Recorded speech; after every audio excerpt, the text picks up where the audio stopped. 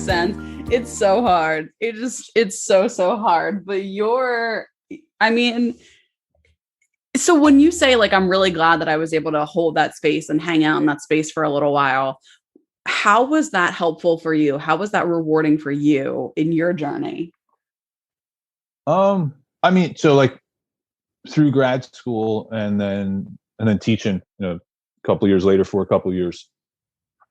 Yeah, I mean, I got the whole DSM therapy skill set, which, yeah, I mean, there's a lot of similarities that I find in the different approaches in modern counseling and, modern psychotherapeutic approach and interventions to other healing modalities and other understandings of the human experience. Yeah. So I felt like that was cool. And then also I got to see, as much as I got to see cool things, I also got to see stuff I didn't want to be about. So like I definitely didn't want to be the like super cognitive, no feelings involved kind of guy. I didn't want to be the super blank slate where everything that a person says is just projecting on you. In that world, we would say I come from a more humanist type perspective. Yeah, it was just cool. And it allows me to have conversations with other healers who currently identify as counselors, right, within the current paradigm. Because we don't have a healing profession. There's no like you're coming of age in modern society in America, and there's no like avenue for like, hey, well, I guess now maybe a little bit more as far as a holistic or alternative approach to healing or medicine, but there's not really. Yeah, it's not as clearly defined as like, say, okay, be a counselor or like, be a mental health counselor or a drug counselor. And so for me, that's where I went. And then as a result of my own journey, professionally, personally, I blossomed into whatever it is that I am now.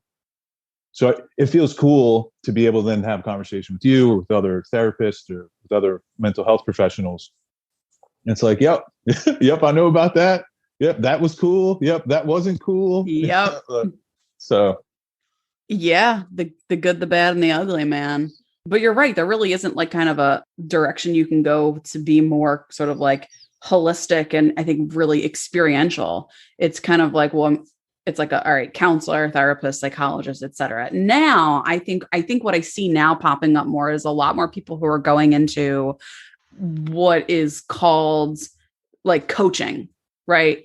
And I don't know specifically the regulations on it, but I speak with some of these people who are coaches, and I actually get so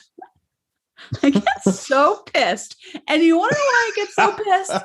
Because they do shit that I would lose my license for. And I'm not talking bad shit, right? I'm not talking bad stuff. But like they're like, yeah, so with my clients, I'm like hosting this retreat. Right. This retreat, we're going to meet here. It's going to be a weekend of, XY yoga, healing, meditation, what have you.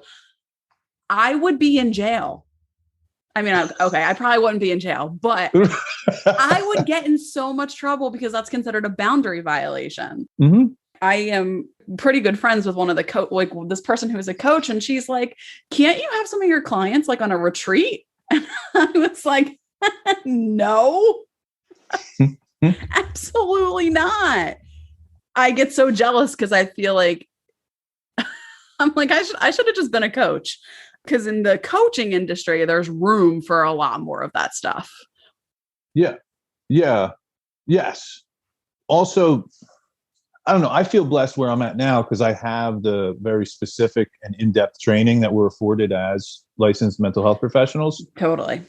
But now I've stepped, through and beyond that to where I can work in more of, we could say like utilizing a coaching framework, more so than the traditional clinical kind of model. But yeah, I mean, there's benefits.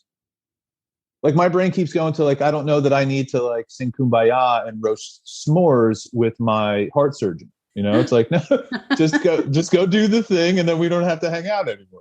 So like, yeah, for some people, it might be way cooler to be able to go and see a professional like yourself without any of the extras, to just really be able to hit some specific deep thing that they don't want to deal with anymore. And they don't want reminders of.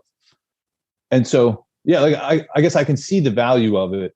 it's also cool to grow into a place where it's like, all right, that isn't necessarily how I want to show up or how I'm most effective. And so now I'm going to step into this non-traditional kind of do what feels right vibe.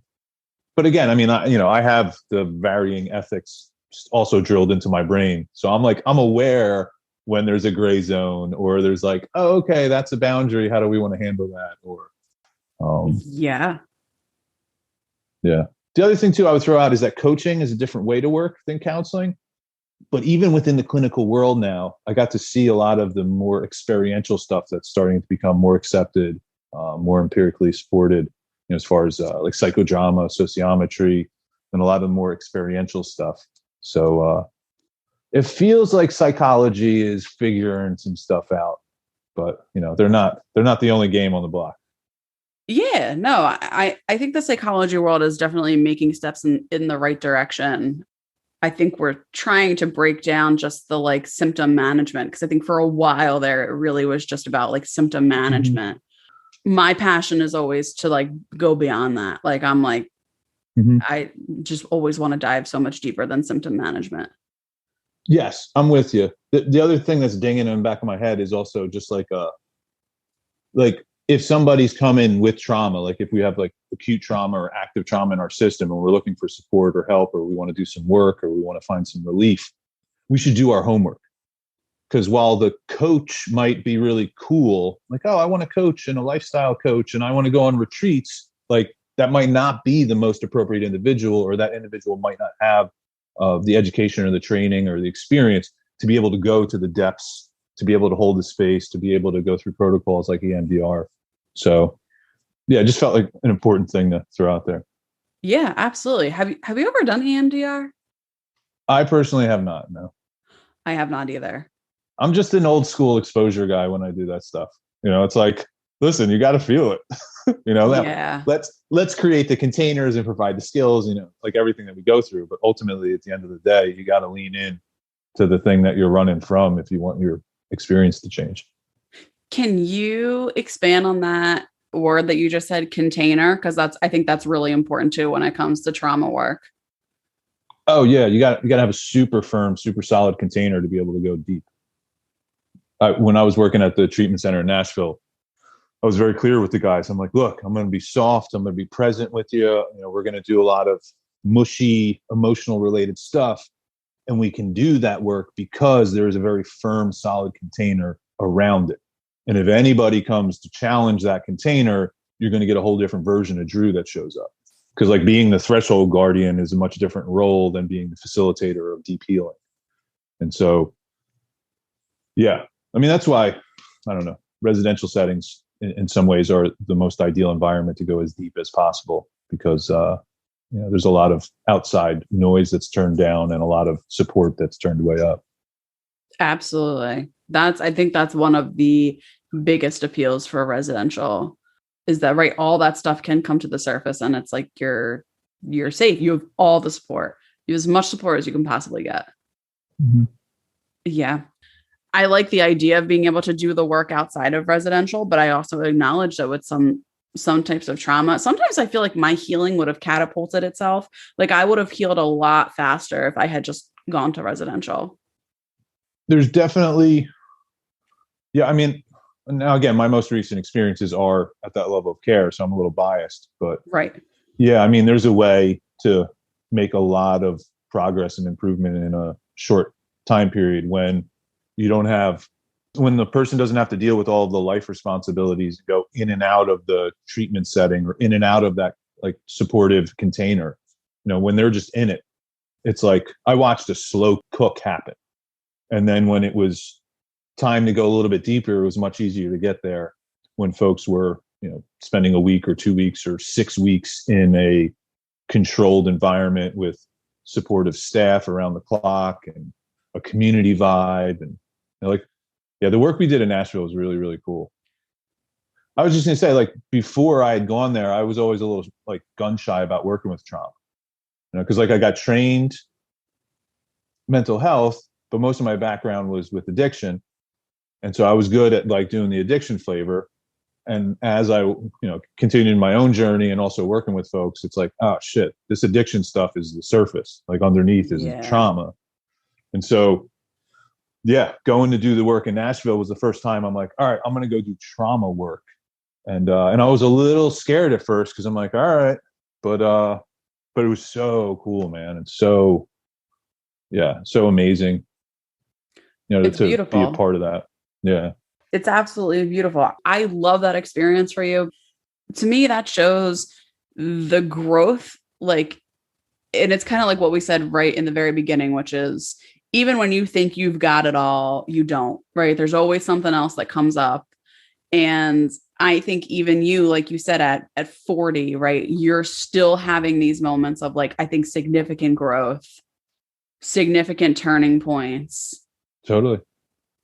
And I love that because the journey, I think, is never ending, which is not a bad thing. I don't see that as a bad thing. No, I mean, yeah, it just keeps getting cooler and weirder and right. And more fun cooler, weirder, more unexpected. You're like, all right, I never saw myself doing this, but here I go. No, yeah. I would, my life is definitely not the result of me figuring it out or picking what I would want. And it feels like the most recent shift has been one of now honoring my heart and my gut over my head with some stuff.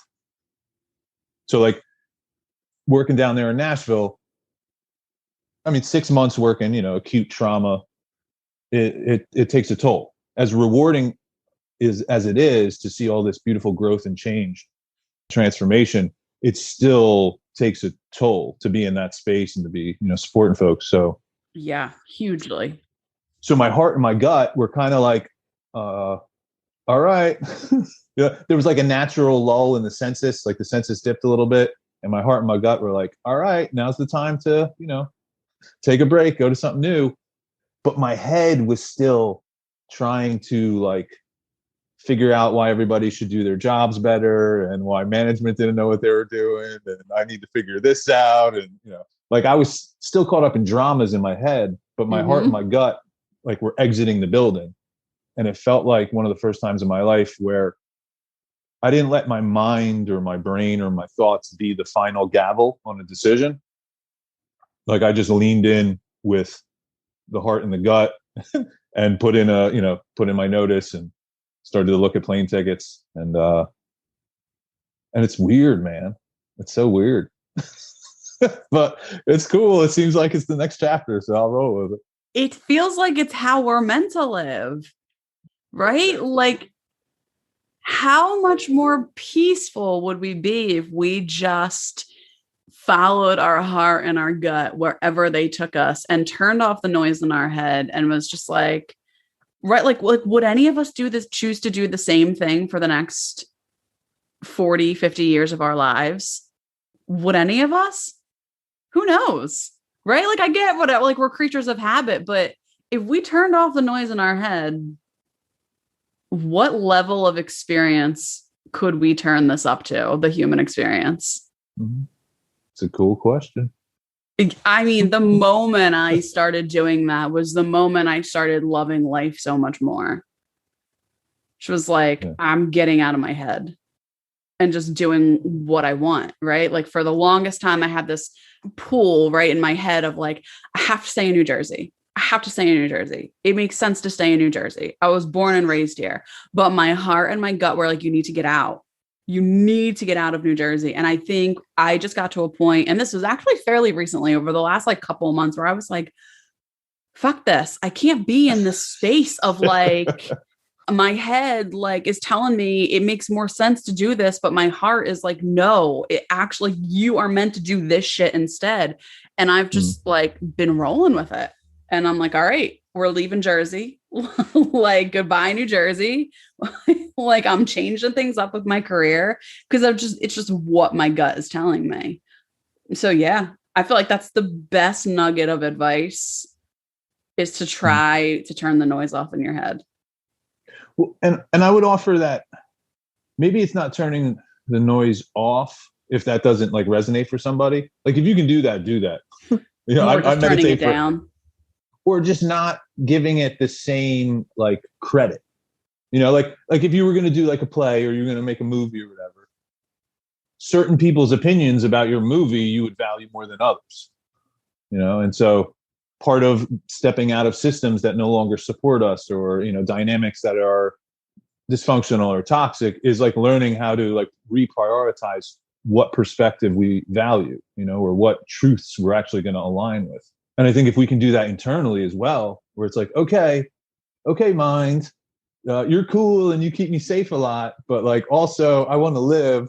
So maybe when it comes to this part of my life, you're going to be number 2 or number 3 behind my heart and my gut. Yeah. Kind of changing the pecking order, so to speak. Yeah. Just playing with the relationship dynamics and how we value them. And Yeah. Easier said than done, of course. Yeah.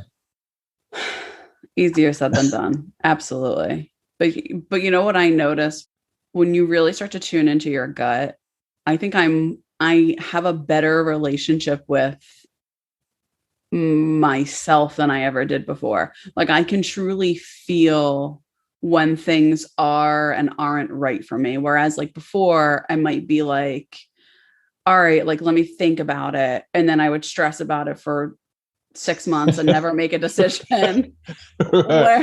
Whereas like now, if somebody's saying something to me, my stomach immediately is like, nah. Like I could physically feel the changes happening in my gut. It's like letting me know. And I'm more in tune with that now that I've kind of, like you said, I've reprioritized what I'm listening to in my body. And now I'm more in tune with my gut than I've ever been before, which actually has truthfully made me physically healthier too. Sure. When you're tuning into your gut. Cause I mean, it also is the same thing with like, how am I going to nourish this body? How am I going to take care of this body today? Like, I feel like my gut just speaks to me. Is that a weird statement? It probably is. Whatever. Yeah, I think it's awesome. Whatever. So good. So good. So you're out of here in a few days. Yep. Guatemala. Yep. For a little bit. And then who knows? Are you going to be producing any new episodes of the Drab About podcast? That's on the radar. Yes. Okay. I tried to get the season finale, the long overdue season finale to season 3 done while I was in Nashville. But I wound up like getting a piece of food stuck in my esophagus and had to go to the hospital. Oh God. Oh yeah, it was a whole thing. But shit. So maybe I can get the 3rd season done finally while I'm here in Jersey, and then maybe season 4 can be a Guatemala experience. So you were choking to death? Like you said, I got a piece of food very casually. No. Got a piece of food stuck in my esophagus, had to go to the hospital. Like what? No, it's like apparently a thing that's super common that I did not know about. But yeah, I've noticed for me that I sometimes am not super mindful when I'm eating, especially when I'm eating with other people. So if we're in conversation, I get all fired up and then I forget to like chew things. It also doesn't help that I've gotten a bunch of molars taken out over the last couple of years, but yeah, so this piece of pulled pork was delicious and apparently I didn't chew it well enough. And so it got stuck in my esophagus. Now I could still breathe, but it was just like, it couldn't clear. And so, without being too graphic, but I spent like, 3 hours, my body trying to like purge and clear this piece of food that was stuck in the folds of the esophagus before finally having to go to the hospital. And then they knocked me out and threw a tube down my throat. And I didn't even think that was a thing. Apparently it's a really common thing. So I did not know about it either, but it was not pleasant or a lot of fun. No, holy crap. Yeah. So were you literally about to record the finale and then you were like, your plan was to do that? My plan was to record the finale and then like a day or two before that happened.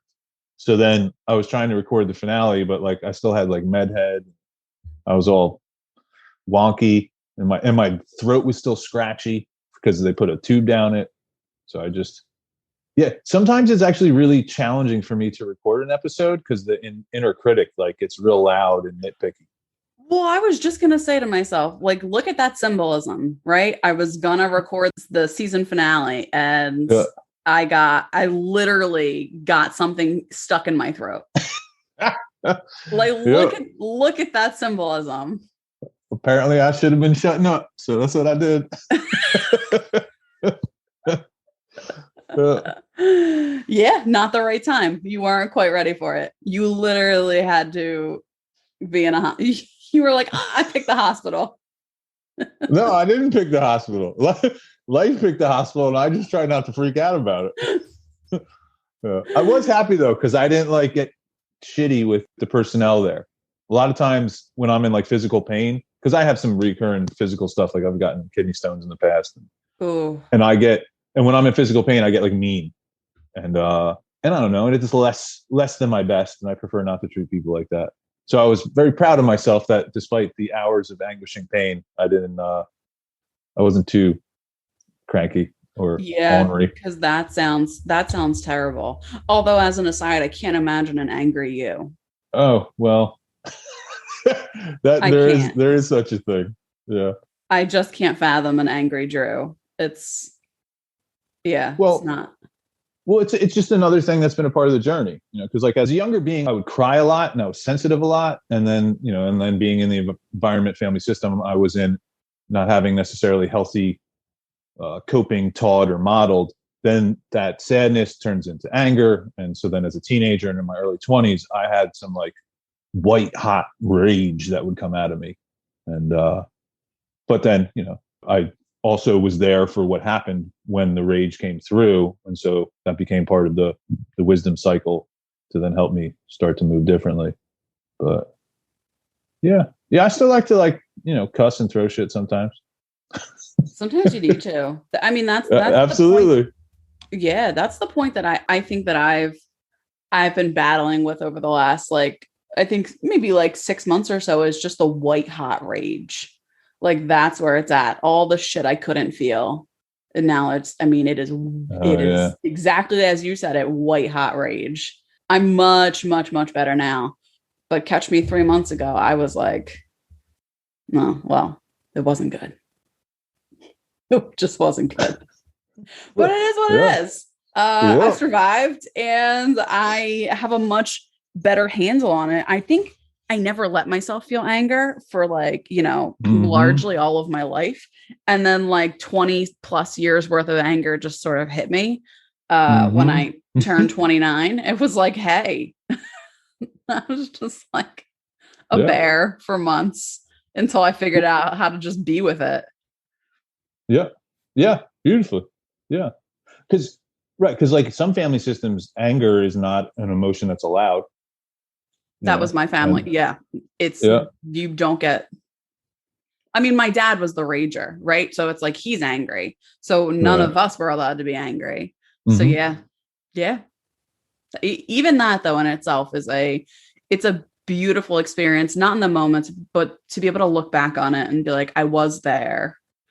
And now I see that rage and like, I feel it. And yeah, sometimes I get mad and throw shit, but like, not the uncontrolled rage I used to have just a few months ago. That's beautiful. And then when we don't have the shame and the judgment on the back end, it doesn't keep that cycle spinning. Yep.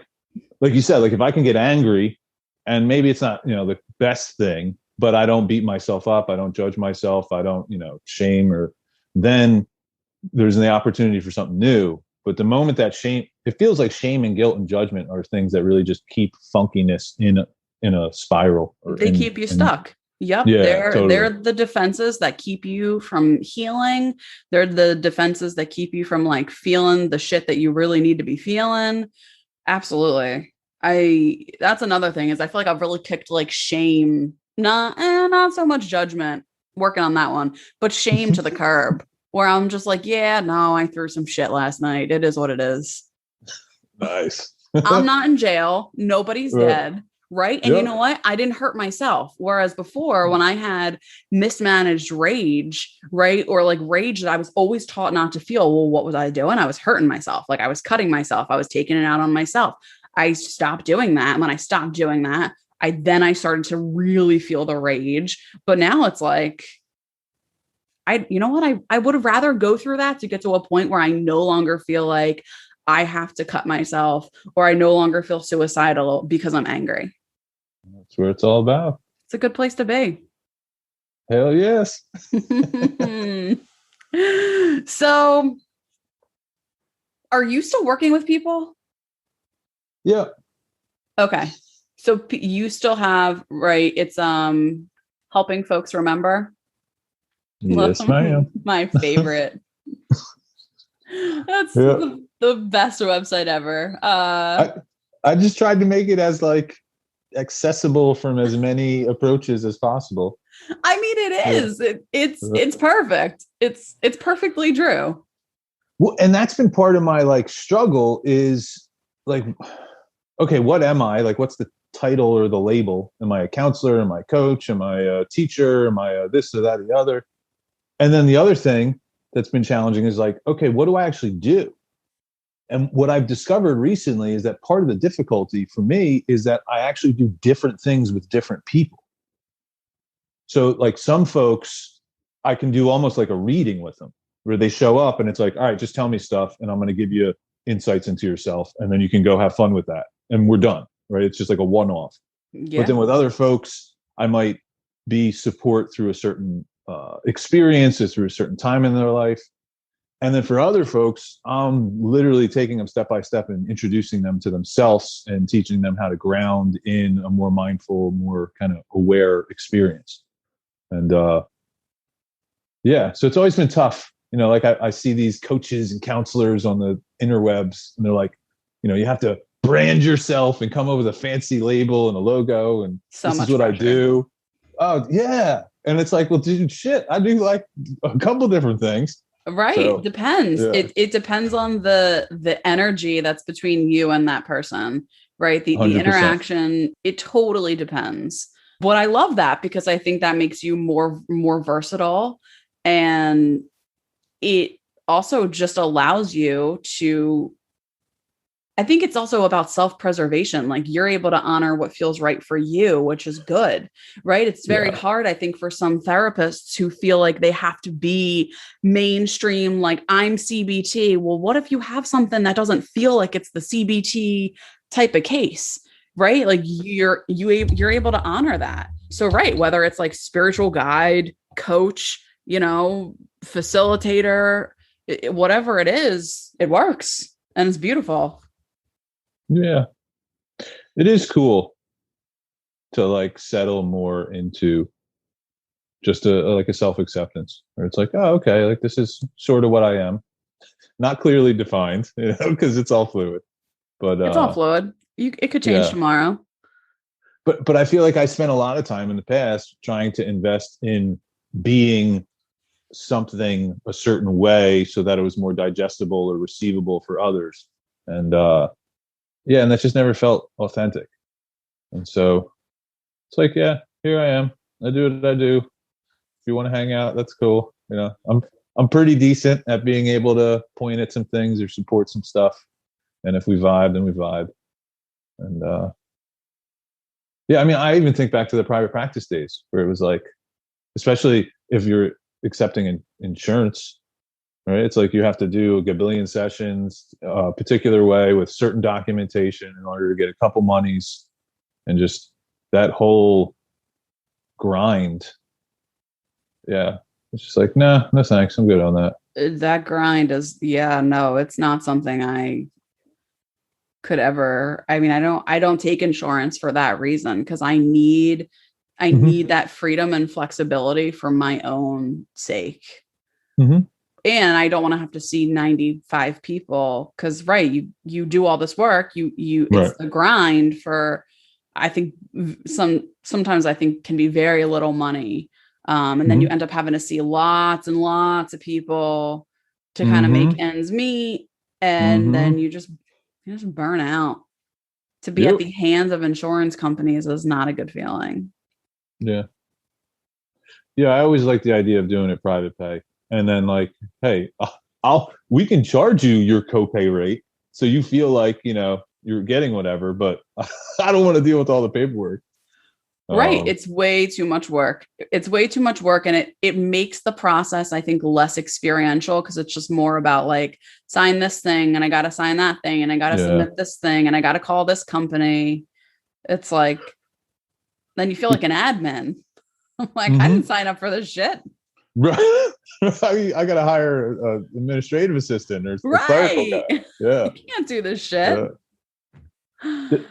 The coolest work that I feel like that I've gotten involved in is when folks were willing to put a couple monies down like ahead of time, and I don't usually have a number for it, but I've just been like, all right, what's a number that'll keep you honest and like put all that down. And now we're going to work together for a period of time.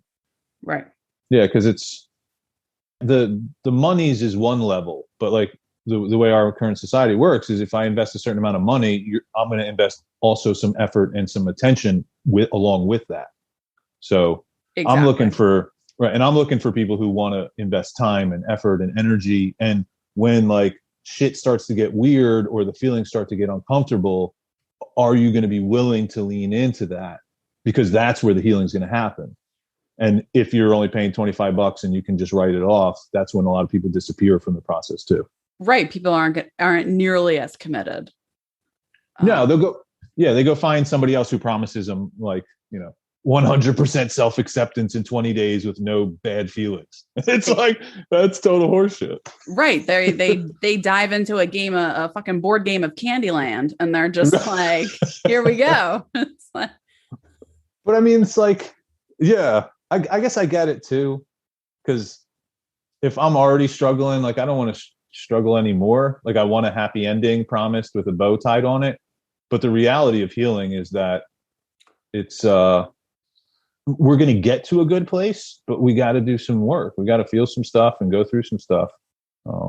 Right. We're not just putting a Band-Aid over this. We're going to rip out the core. Yep. We're getting to the source of the infection and we're treating it. And it gets ugly before it gets better. It gets way worse before it gets better sometimes. But the better is, it's incredible. It's a much more fulfilling life. Yeah. Which is why I feel like rushing folks to be ready for stuff, whether it's the healing or forgiveness or whatever, it's like, it's going to take what it's going to take. And that's going to be as much time or as much energy, as much pain, as each of us individually needs. But then when we're ready, we'll bring it. And then we'll be able to really honor our goal and our intention. Absolutely. I think that's why I don't, I often get people that ask me the question of like, well, how many sessions do you do? And I don't have an answer to that. That's all going to depend on it. The answer to that question could change honestly every hour. It depends. Yep. It all depends.